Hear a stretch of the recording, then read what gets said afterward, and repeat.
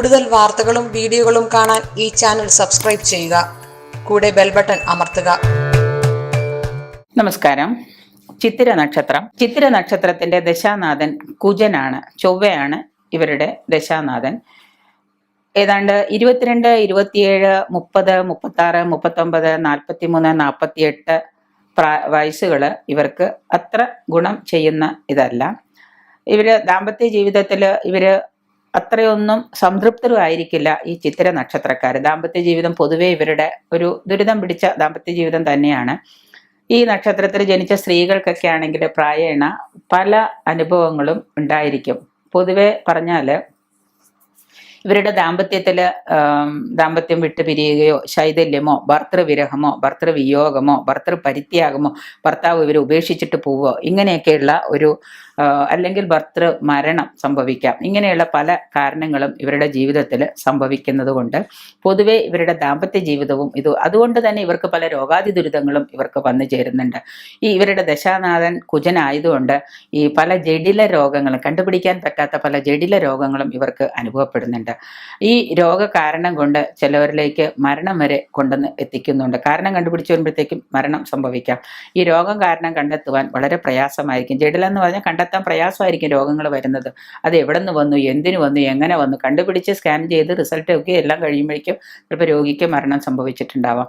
ദേഹത്ത് പീഡ അനുഭവിക്കുക, എപ്പോഴും വേദനകൾ ഉണ്ടാവുന്നത്. വയറ്റിലൊക്കെയാണ് അസുഖങ്ങൾ വന്നു കഴിഞ്ഞാൽ എന്തുകൊണ്ട് അസുഖം വന്നു എന്നറിയില്ല. വയറിൽ വേദന ഉണ്ടാവാം. കണ്ടിന്യൂസ് ആയിട്ട് ഇവർക്ക് രോഗാതി ദുരിതങ്ങൾ ഇങ്ങനെ നിലനിന്നുകൊണ്ടിരിക്കുക. അതിന് പല ഡോക്ടർമാരെയും കാണും. കുഴപ്പമൊന്നുമില്ല, ഭക്ഷണത്തിന്റെ ഫുഡ് പോയിസൺ കൊണ്ട് വന്നതാണെന്നൊക്കെ പറയാം.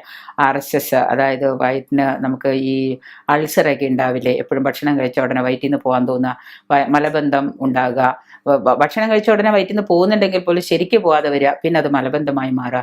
എപ്പോഴും വയറിങ്ങനെ വേദനകൾ ഉണ്ടായിക്കൊണ്ടിരിക്കുക, പൊളിച്ച് തികട്ടുന്ന പോലെ വരിക, വായു കോപിക്കുന്ന പോലെ തോന്നുക, പിത്ത സംബന്ധ രോഗങ്ങൾ, പിത്തമായിട്ടുള്ള രോഗങ്ങൾ, ദുർഘടന മൂലം പല അസുഖങ്ങൾ ഉണ്ടാവുക. ഇങ്ങനെ ഓരോ ദുരിതങ്ങൾ ഇവർക്ക് ഇങ്ങനെ ഉണ്ടാവും. കഷ്ടതകൾ അഥവാ മരണം കൊണ്ടുണ്ടാവുക, ഇതുകളൊക്കെ അനുഭവിക്കേണ്ട ഒരു സാഹചര്യമാണ് വരുന്നത്. ഇവരുടെ ഈ ദശാനാഥൻ ഇതായതുകൊണ്ട്, ഈ കുജനായതുകൊണ്ട് ചെറുപ്പകാലവും ബാല്യകാലവും ഇവർക്ക് അത്ര സുഖകരമായിരിക്കില്ല. പല ദുരിതങ്ങളും കൊണ്ടുതരുന്നുണ്ട്. അപ്പോൾ തുടർന്ന് വരുന്നത് കുജൻ കഴിഞ്ഞാൽ തുടർന്ന് വരുന്നത് എന്താണ്? രാഹുർ ദശയാണ്. ഈ രാഹുർ ദശയിൽ സാമാന്യം നന്നായിരിക്കും എന്നേ പറയാൻ പറ്റുള്ളൂ ഇവരുടെ ജീവിതകാലം. ഈ സാമാന്യം നന്നായിരിക്കും എന്ന് പറയുന്ന സമയത്ത്, രാഹു എന്ന് പറയുന്ന സമയത്ത് രാഹുവിൻ്റെ ഉപകാരം കഴിഞ്ഞ് പിന്നെ അവിടെ നിന്ന് അങ്ങോട്ടേക്ക് ചിലപ്പോൾ മധ്യത്തിൽ ഇവർക്ക് ദോഷങ്ങൾ ഉണ്ടാക്കാം. അപ്പൊ അതുകൊണ്ട് ആ സമയത്ത് ജാതകത്തിൽ നിങ്ങൾ കുട്ടികളായിരിക്കുന്ന സമയത്ത് തന്നെ ജാതകം പരിശോധിച്ചിട്ട് എഴുതിയിട്ടില്ലെങ്കിൽ ജാതകം എഴുതിയിട്ട് രാഹുർ ദശയിൽ ചെയ്യേണ്ടതായ വഴിപാടുകൾ എന്തൊക്കെയാണ്, ചെയ്യേണ്ടതായ പരിഹാരങ്ങൾ എന്തൊക്കെയാണ്. രാഹുവിനെ പൂജിച്ചാൽ മതി, രാഹു കേതുവിനെ പൂജിച്ചാൽ മതി. രാഹുവിന് നമ്മൾ വഴിപാടുകൾ ചെയ്യുക, രാഹുവിന് വേണ്ട കാര്യങ്ങൾ ചെയ്തു കൊടുക്കുക, രാഹു വഴിപാടുകൾ ചെയ്യുക, രാഹുവിന്റെ ക്ഷേത്രത്തിൽ പോവുക, ഇതൊക്കെയാണ് നമ്മൾ ചെയ്യേണ്ടത്. രാഹുവിന് എന്തെങ്കിലും രാഹു പൂജ ചെയ്യുക, രാഹു സർപ്പപൂജകളൊക്കെ ചെയ്യാം. പിന്നെ വ്യാഴമാണ്. വ്യാഴം നിങ്ങൾക്ക് ഉച്ചനാണോ നീചനാണോ എന്ന് നിങ്ങളുടെ ജാതകം നോക്കുക. എനിക്ക് വ്യാഴദശാകാലം രാഹു കഴിഞ്ഞാൽ എനിക്ക് വ്യാഴമാണ് അടിപൊളി എന്ന് പറഞ്ഞിട്ട് ഇരിക്കാണ്ട് വ്യാഴദശാകാലം നിങ്ങൾക്ക് ഉച്ചത്തിലാണോ വ്യാഴം നീചത്തിലാണോ നോക്കുക. നീചത്തിലാണെങ്കിൽ ഉടനെ നിങ്ങൾ കൃഷ്ണന് വഴിപാടുകൾ ചെയ്യുക, കൃഷ്ണൻ്റെ അമ്പലത്തിൽ പോവുക, കൃഷ്ണന് വഴിപാടുകൾ ചെയ്യുക, കൃഷ്ണനെ നല്ലതുപോലെ നിങ്ങൾ പ്രാർത്ഥിക്കുക. അടുത്ത് കഴിഞ്ഞത് ശനിയാണ്. ശനിയിൽ നിങ്ങൾക്ക് ഏഴര ശനിയാണോ കണ്ടക ശനിയാണോ ജന്മശനിയാണോ അഷ്ടമശനിയാണോ എന്ന് നോക്കുക.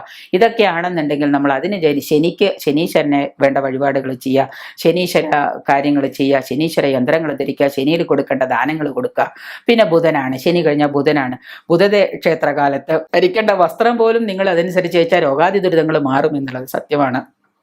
പിന്നെ കേതു, പിന്നെ ശുക്രൻ. ഈ ക്രമത്തിലാണ് നമ്മളുടെ ചിത്തിര നക്ഷത്രക്കാരുടെ ദശാകാലങ്ങൾ പോകുന്നത്.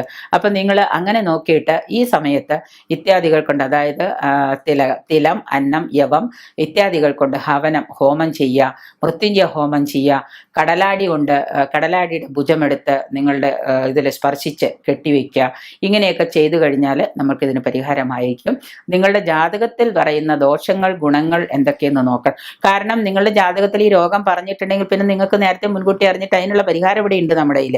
അപ്പൊ അതങ്ങ് ചെയ്താൽ പോരെ, അത് ചെയ്താൽ മതി.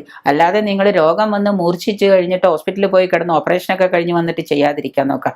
ഇങ്ങനെ വരുമ്പോൾ പിന്നെ ആസ്പത്രിയൊക്കെ അടച്ചുപൂട്ടേണ്ടി വരുമല്ലോ എന്നായിരിക്കും നിങ്ങൾ ചിന്തിക്കുക. അതൊന്നുമില്ല. രോഗത്തിന് തുടങ്ങിക്കഴിഞ്ഞാൽ അതിന് ചികിത്സ തന്നെ. ഒരു പനി വന്നാൽ ഉടനെ നമ്മൾ പോയിട്ട് മരത്തിന്റെ കൊമ്പ് വെട്ടി കയ്യിൽ കിട്ടുമോ പരിഹാരം ചെയ്യാൻ ഇതിൻ്റെ അടുത്തേക്ക് ഓടുകയൊന്നും അല്ല ചെയ്യുന്നത് ആദ്യം, അല്ലേ? നേരെ ഹോസ്പിറ്റലിൽ പോകും, മരുന്ന് കഴിക്കും. പക്ഷെ ആ പനിയാണ് നമ്മളെ പല രോഗത്തിലേക്ക് എത്തിക്കുന്നത്. ആ പനി പല രോഗത്തിലേക്ക് എത്തിക്കുമ്പോൾ നമുക്ക് മുൻകൂട്ടി അറിയാം, എൻ്റെ ഈ പനി അത്ര സുഖമുള്ളതല്ലല്ലോ, എൻ്റെ ദശാനാഥൻ അല്ലെങ്കിൽ എൻ്റെ സമയം വളരെ മോശമായിരിക്കാം, ചെറിയ പനിയാണെങ്കിൽ വന്നങ്ങ് പൊക്കോട്ടെ, അല്ല ഇനി ഇതുകൊണ്ട് ഇനി വേറെ രോഗങ്ങൾ വരുമോ എന്നറിയാം. ഒരു നിസാര പനി കൊണ്ട് മരണം സംഭവിച്ചവർ വരെയുണ്ട്. അപ്പൊ അതുകൊണ്ട് ആ പനിയെ നമ്മൾ നല്ല സമയം അല്ലെങ്കിൽ അത് എന്താണ് എനിക്കിപ്പോൾ ഇങ്ങനെ വരാൻ കാരണം, അതിന് മാറുന്ന രീതിയാണെങ്കിൽ അതിനോട് പരിഹാരം ചെയ്യാം.